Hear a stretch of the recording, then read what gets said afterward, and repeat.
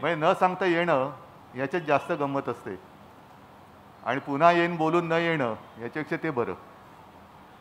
तब्येतीच्या बाबतीत म्हणाल तर तुमच्यासमोर आहे, जसं आहे तसं आहे. साहजिकच आहे, अचानक एका अनपेक्षित अनुभवाला मला सामोरं जावं लागलं. तो अनुभव काय होता, कसा होता, तो त्याच्यावरती जास्त न बोललेलं बरं. त्या काळामध्ये काही काळ मंत्रालय पण बंद ठेवावं लागलं होतं. आता मंत्रालय तर पूर्वत सुरू झालेलं आहे आणि पुढच्या आठवड्यात आता अधिवेशन सुरू होत आहे.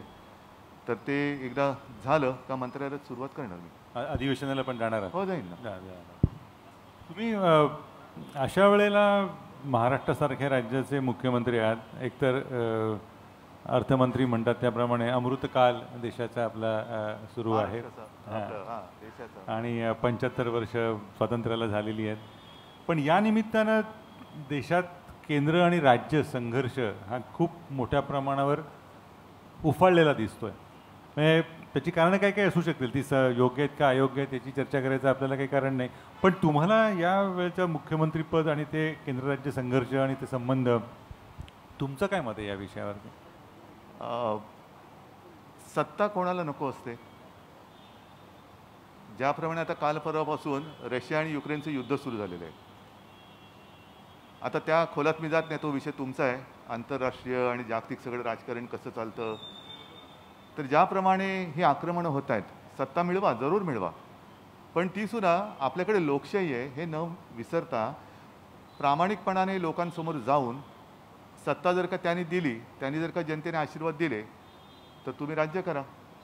पण आत्ता सगळं काही मला पाहिजेच, मतदान नाही झालं, मतं मिळाली नाही मिळाली तरी मी माझ्या सत्तेचा दुरुपयोग करून सत्ता मिळवणारच, हा जो काय एक प्रकार आपल्या देशाच्या राजकारणात कधी नव्हता. त्यांनी संपूर्ण देशाचं राजकारण नासवून टाकलं आणि विकृत करून टाकलेलं आहे. आणि त्यातूनच हे देश, ह्या देशामध्ये राज्य आणि केंद्र हा संघर्ष सुरू झालेला आहे. आणि याला तुम्ही सगळेजण, मी म्हणेन ह्या काळात आपण असल्यामुळे साक्षी आहोत. आज सुद्धा तुमचा अग्रलेख आहेच. तर ही सत्ता पिपासूपणा हा जो काय प्रकार आहे, आपण केंद्रात बसलो म्हणून राज्याची मुस्कटदाबी करायची, ही जी काय प्रवृत्ती आली ना, हिचा निषेध सगळ्यांनी केला पाहिजे, अगदी संपूर्ण देशाने केला पाहिजे. कारण तुम्हाला चांगलं दिलेलं आहे तर ते लोकांची कामं करण्यासाठी दिलेलं आहे.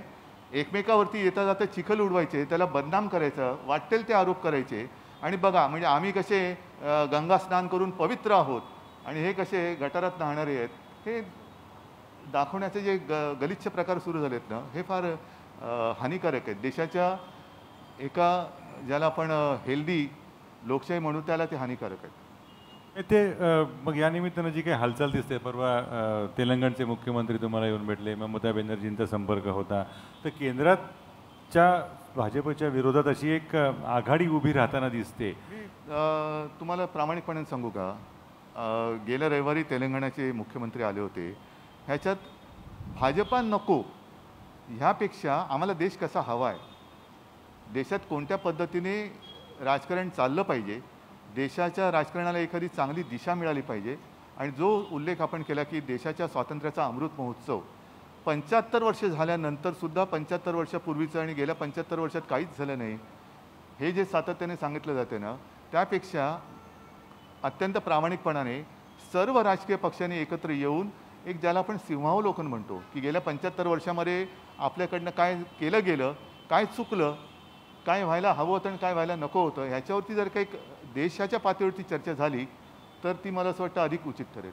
पण मग तशी जर आघाडी झाली तर शिवसेना त्याच्यामध्ये सक्रिय असेल? मी तुम्हाला म्हटलं ना की कोणी कोणाला बांधील नसतं आणि असू नये. जर आपण कोणाबरोबर तरी आघाडीत असलो, युतीत असलो आणि तो पक्ष चुकत असला तर तुम्ही आघाडी कशासाठी केली होती? देशासाठी केली होती. तुम्ही आघाडी कशासाठी केली होती? राज्यासाठी केली होती. मग जे देशाचं आणि जे राज्याच्या हिताचं असेल ते मला करणं भाग आहे. राज्याच्या का देशाच्या? कारण तुम्ही दोन्ही. राज्याच्या हिताचं तर मी केलंच. तशीच वेळ तर देशाच्या हितासाठी तसं सगळेजण एकत्र आले तर बघू. पण ह्याच्यात पुन्हा एकच सांगेन की कोणाचा द्वेष मला, म्हणजे मी मोकळेपणाने सांगतो की भाजप नको असं नाही. माझा देश कसा चालला पाहिजे, देशात कसं राजकारण झालं पाहिजे, त्यासाठी सगळे पक्ष एकत्र आले पाहिजेत. पण मग या विधानाचा अर्थ असा असू शकतो की मग पुन्हा एकदा भाजपची पण आघाडी होऊ शकते का, तुमची युती होऊ शकते का? असा अर्थ जर लावायचा असेल तर आधी ते ज्या पद्धतीने चाललेले आहेत ते सुधारणार आहेत का? ज्या पद्धतीने एक अगदी सुरुवातीच्या काळात आमची युती झाली होती, एक वैचारिक पातळीवरती युती झाली होती. आता वैचारिक पातळी सोडा, कुठे पातळात ती गेले पातळी तेच कळत नाही. मग विचार काहीच राहिले नाहीत. म्हणजे तुम्ही कोणाही बरोबर त्यांनी सुरुवात केली, त्यांचा कित्ता आम्ही गिरवला, कोणाबरोबर युती करायची. तुम्ही यावेळेला 5 राज्यांच्या ज्या काही निवडणुका सुरू आहेत, शिवसेना लढवताना दिसते त्या निवडणुका, त्या आपण तिथे असावं यातलं गांभीर्य त्याच्यामध्ये किती आहे? आणि खरोखर पक्ष म्हणून त्या त्या प्रांतांमध्ये, उदाहरणार्थ गोवा असेल, कारण गोवा मला असं आठवते बाळासाहेबांची प्रेस कॉन्फरन्स होती त्यावेळेला, तेव्हापासून मोठी सभा झाली त्याच्या आधी, आणि त्यांचा तो विख्यात एक तो टोमणा होता, तो सांगायची गरज नाही, तो तेव्हा गाजलेला होता तो. तर ह्या म्हणजे एक काय म्हणतात त्याला, टीक करण्यापुरतंच शिवसेनेचं लढणं आहे का, तुम्ही खरोखर राज्याबाहेर नेऊ इच्छिता? बघा, एक सांगतो तुम्हाला, हे कदाचित काही वेळेला मी यापूर्वी सुद्धा बोललो असेल, आमचं आधी सत्ताप्राप्ती हे स्वप्नच नव्हतं. ज्या वेळेला लक्षात आलं, कारण शिवसेनेचा जो एक मार्ग आहे तो बाळासाहेबांनी सांगितला होता की 80% समाजकारण आणि 20% राजकारण. पण ते करताना लक्षात आलं की त्या 80%साठी राजकारणात येणं गरजेचं आहे. मग महापालिका आम्ही गांभीर्याने लढलो, जिंकलो. मग लक्षात आलं की अरे, महापालिका जरी आपण जिंकलो तरी चालवणारे वरचे आहेत. मग वरच्या राजकारणाला हात घातला. आता कळते की हे चालवत असेल त्याच्यावरती आहेत, मग त्या राजकारणाला हात घातला पाहिजे. आणि तेव्हा जेव्हा युती झाली होती तेव्हा बाळासाहेबांनी, मला माहिती आहे आणि भाषणात पण सांगितलं, आपल्या अनेकांच्या लक्षात असेल की तुम्ही देश सांभाळा, आम्ही राज्य सांभाळतो. आता देशही तुम्ही जिंकलात, राज्यही तुम्ही जिंकलात, महापालिका पण तुम्हाला पाहिजे, ग्रामपंचायत, सोसायट्या वगैरे सगळंच पाहिजे. मग आम्ही काय धुणी भांडी करायची का? आम्ही धुणी भांडी करायला बाळासाहेबांनी शिवसेनेची स्थापना नव्हती केली की कोणाची तरी धुणी भांडी करावी, नाही. उलटं धुणी भांडी करणाऱ्या मराठी माणसाला स्वाभिमानाने पाठ करण्याने उभं राहण्यासाठी म्हणून शिवसेनेची स्थापना झाली. आणि तीच परिस्थिती जेव्हा देशामध्ये हिंदूंवरती आली तेव्हा हिंदूंना सुद्धा त्यांचं एक स्वत्व, त्यांचा स्वाभिमान, अभिमान आणि त्यांची ताकद, त्याची जाणीव करण्यासाठी मग हिंदुत्वाचा पुरस्कार केला. तर आता परिस्थिती अशी आहे की हे सगळं बरंचसं काय पुलाखालून पाणी, कारण बरेचसे पूल आता झालेले आहेत आणि अतिवृष्टीमुळे पाणी तर दरवर्षी येत जात असतंच, तर ते वाहून गेलेलं आहे. आणि आता लक्षात आलेलं आहे की अरे, ज्या एका हेतूने आम्ही युती केली होती तो हेतू कुठेतरी बाजूला पडलेला आहे आणि केवळ वाटेल ते झालं तरी सत्ता मिळालीच पाहिजे ह्या पद्धतीने अगदी हिंदुत्वाचा सुद्धा वापर होतोय, तर ते गैर आहे. आणि अनेक राज्यांमध्ये पहिल्यापासून शिवसेना प्रमुखांचे आणि शिवसेनेचे प्रेमी आहेत, ज्यांच्यावरती मी तर म्हणे आमच्याकडनं अन्याय झाला की त्यांना निवडणुका लढवायला दिल्या नाहीत. म्हणून काही जणं आजही थकले तरी शिवसेनेत आहेत, काही जणं निवडणुका लढवण्यासाठी इतर पक्षात गेले, तिकडे आमदार झाले, खासदार झाले, मंत्री झाले.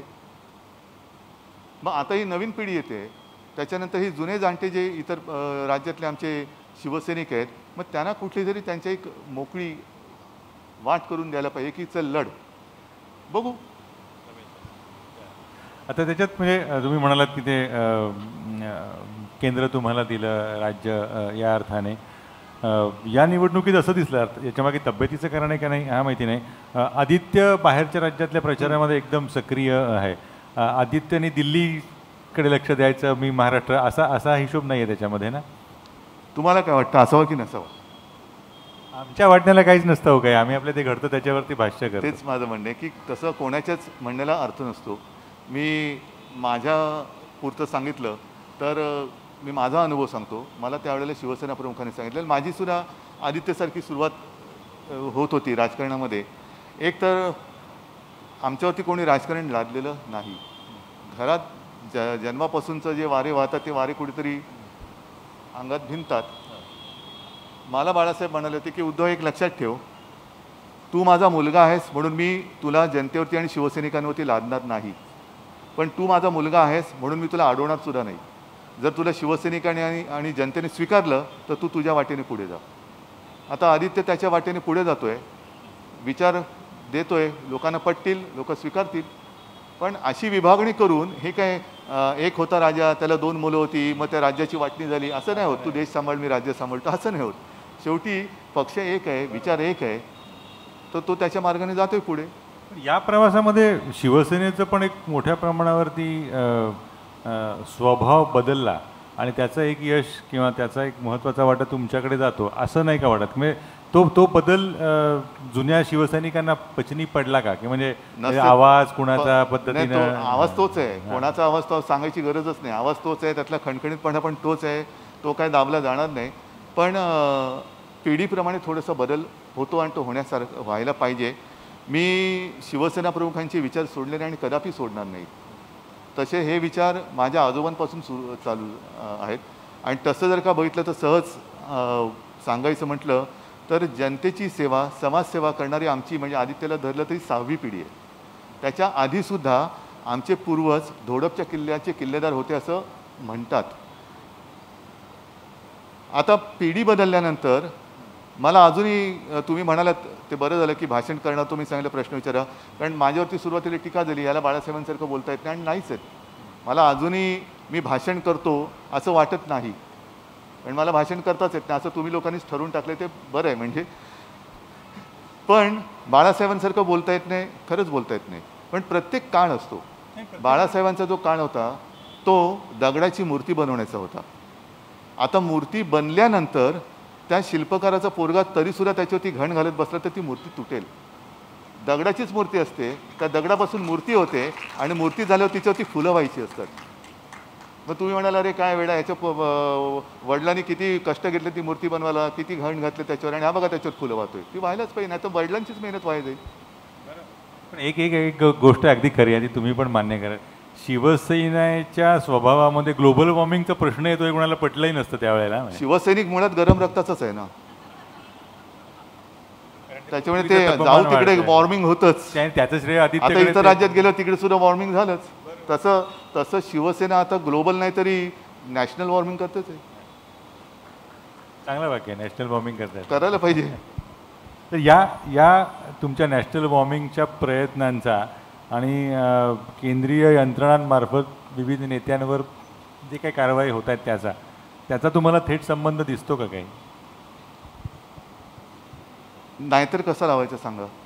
इतर राज्यामध्ये एक बंगाल आणि महाराष्ट्र सोडला तर या केंद्रीय संस्थेकडे, यंत्रणाच नाही का? इतर राज्यामध्ये एवढे मोठमोठे घोटाळे, तर गुजरातचा मोठा घोटाळा बाहेर, गुजरातचा म्हणजे गुजरातमध्ये झालेला. त्याच्यानंतर अगदी नॉर्कोटिक्ससुद्धा किती मोठा त्या पोर्टवरती सापडलेला. बरं आपल्याकडे चिमूटभर सापडलं तरी केवढं हे. म्हणून मी माझ्या भाषणात बोललो होतो की असं वातावरण निर्माण करायचं की जी आपली संस्कृती आहे, तुळशी वृंदावन, ती तुळशी वृंदावनाची संस्कृती गेली, आता गांजाची वृंदावन घरोघरी झालेत. असं महाराष्ट्राचं चित्र उभं करायचं. महाराष्ट्रामध्ये मोठा भ्रष्टाचार चाललेला आहे, महाराष्ट्रामध्ये गांजाची शेतीच फुललेली आहे, घराघरामध्ये टेरेस गार्डनवरती गांजा आहे. असं करून महाराष्ट्राला बदनाम करायचं हे एक जे षडयंत्र आहे ना, तर ते बघितल्यानंतर त्यांच्या कधीतरी लक्षात येणार आहे का, जे आपण म्हणतो नेहमी सेनापती बापट म्हणाले की महाराष्ट्र आधार भारताचा, तुम्ही आधार म्हणून त्याचा उपयोग का नाही करत? आधार म्हणून करा ना उपयोग. पण या महाराष्ट्र जणू काही या देशातला सगळ्यात सडका आणि असा भाग आहे, अशा पद्धतीने जे राजकारण चाललेलं आहे, सगळ्या धाडी मागून धाडी. ठीक आहे, प्रत्येकाचे दिवस असतात, दिवस बदलतात, त्याच्यामुळे ते लवकर बदलतील ह्याच्यासाठी प्रयत्न करू नका. तुम्ही करताय तसे प्रयत्न? आम्ही करतोय ते देशासाठी करतोय, पण त्यांनी बघा संधी ही प्रत्येकाला चालून येत असते. त्या संधीचं सोनं करायचं का माती करायची हे ज्याचं त्यांनी ठरवायचं असतं. एवढ्या वर्षानंतर तुम्हाला जे स्वप्न होतं ते साकार झालं, देशाची सत्ता मिळाली, 300पेक्षा अधिक जागा निवडून आल्या. ह्या संधीचं सोनं करावं, त्याची जर का माती करणार असाल तर तुम्ही कपाळ करंट आहेत. दोनच शेवटचे महत्त्वाचे मुद्दे. एक म्हणजे हा एक राजकीय लढाईचा भाग झाला, राजकीय ताकद त्या पद्धतीनं तुम्ही लढाल ते लढाल. केंद्रीय यंत्रणा ती एक वेगळी लढाई आहे. त्याच्यापेक्षा एक वेगळा तिसरा जो मुद्दा दिसतोय ना, तो असा आहे की प्रकल्पांच्या आघाडीवरती महाराष्ट्राला खूप मोठ्या प्रमाणावरती झगडावं लागतं आहे. काही प्रकल्प इथनं तिकडे जात आहेत, दुसरीकडचे आणखी तिसऱ्या राज्यात जात नाही. आता प्रकल्पाची रेलचेल होईल, कारण निवडणुका येत आहेत कॉर्पोरेशनच्या. त्याच्यामुळे आता प्रत्येक शहरामध्ये मोठे प्रकल्पांच्या घोषणा होतील. पुढे काय होईल माहिती नाही त्यांच्याकडून. आमच्याकडनं प्रकल्प जे घोषणा केलेले आहेत त्यासुद्धा पूर्णत्वाला नेतो आहोत आणि आणखीन काही तर घोषणा करू त्यासुद्धा पूर्णत्वाला नेऊ. ती मराठीची घोषणा पण या निवडणुकीच्या काळातच होईल असं वाटतं का? कुठली? मराठीला अभिजात हे दर्जा काल जाऊन आलेत ना सुभाष देसाई. त्यांना बघूनच ते आठवण झाली. पण माझं म्हणणं आहे अगदी निवडणुकीच्या तोंडावर तरी का होईना पण त्यांनी करावी. आणि माझं स्पष्ट मत आहे की मराठी ही केवळ तुमची आमची मातृभाषा नाही, छत्रपतींची मातृभाषा आहे.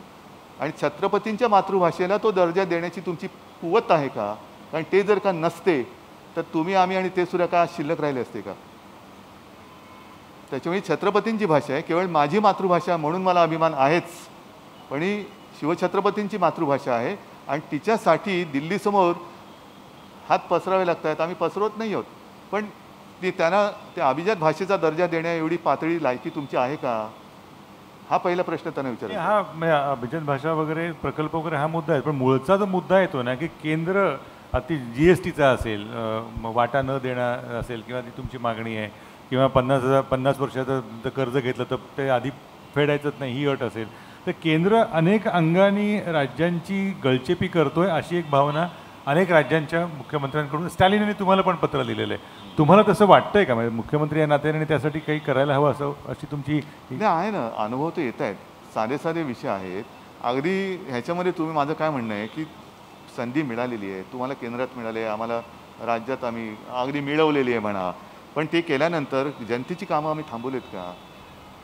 जनतेची कामं थांबवलेत का? अगदी करोनाच्या काळात सुद्धा आपल्या राज्याने उत्तम कामगिरी केलेली आहे, त्याचं सर्वोच्च न्यायालयाने कौतुक केलेलं आहे. आता त्याच्यामध्ये भ्रष्टाचार काढा ना. म्हणजे मला असं वाटतं की करोनाच्या बरोबर ह्यांना कुठली विकृतीची साथ आली की काय त्या पक्षामध्ये, आणि ती साथ पसरू नये असं वाटत असेल तर लवकर बदल केला पाहिजे. हो, कारण एवढं सुंदर काम, की सुंदर म्हणजे सुंदर हा शब्द या कामाला लागू होतो की नाही, पण उत्तम काम झाल्यानंतर सुद्धा जर का तुम्ही त्याच्यामध्ये भ्रष्टाचार शोधत असाल तर शोधा, काय शोधायचं ते. आणि शेवटचा मुद्दा जो प्रत्येक आघाडी पक्षाच्या नेत्याला विचारणं आमचं कर्तव्य असतं आणि उत्तर साधारण काय असणार हे माहिती असतं तरी विचारावा लागतो, पर्याय नाही आहे, तो असा की आघाडी करत असताना स्वबळावरती सत्ता आणणं हे किती काळ त्याला मुरड घातली जाते आणि घातली जाते का? म्हणजे आर्थिक इतिहास देशाचा बघितला तर दिसतं की आघाडीच्या काळात देशाची जास्त प्रगती झाली. तर तसं असताना त्या पक्षाच्या हिताला मुरड घालून आघाडी करणं हे कितपत? आत्ताचं मधलं वाक्य आहे ना, आघाडीच्या काळात देशाची जास्त प्रगती, हा विचार मी पण करतो. कारण स्वबळावरती सत्ता आणणं हे प्रत्येक पक्षाचं आणि प्रत्येक पक्षप्रमुखाचं स्वप्न असलंच पाहिजे. जर नसेल तर तू नालायक आहेस त्या जागेवर बसायला. म्हणजे मग ते सतत कुठेतरी आपलं लोकांचे आदर घेऊन चालायचं, त्याच्यापेक्षा स्वबळावरती मी सत्ता मिळवणारच हे एक असतं, ते असायलाच पाहिजे. पण आत्ताच्या परिस्थितीमध्ये महाराष्ट्राची जी परिस्थिती आहे ती कोणाला एकट्याला स्वबळावरती सत्ता मिळेल अशी परिस्थिती नाही. मग निदान ज्याला आपण एक असा मुलामा दिलेला शब्द आहे काय, मिनिमम कॉमन प्रोग्राम, बरोबर आहे, मग तो घेऊन चला पुढे. सत्ता मिळवा, जरूर मिळवा, पण स्वबळ म्हणजे काय हे मी नेहमी सांगतो की स्वबळ केवळ सत्ता मिळवण्यासाठी नाही, तर प्रत्येक गावामध्ये माझ्या पक्षाची शाखा असली पाहिजे, प्रत्येक तालुक्यात असली पाहिजे, जिल्ह्यात असली पाहिजे, आणि प्रत्येक गावात म्हटल्यानंतर वस्तीत शिवसेनेचं अस्तित्व दिसलं पाहिजे. आणि माझ्या म्हणजे शिवसेनेशिवाय राजकारण पुढे सरकता कामा नये एवढी ताकद तर असलीच पाहिजे. आणि आघाडीच्या काळामध्ये हेही खरं आहे की विकास चांगला होतो. कारण सध्या जे काही मी अनुभवतो आहे, म्हणजे मला तब्येत कशी विचारल्यानंतर मधला काळ जरा बॅलन्सचा प्रॉब्लेम झाला तर तो माझ्यापुरता होता, पण सरकार चालवताना जो बॅलन्स करावा लागतो तो पण मी करतोच आहे.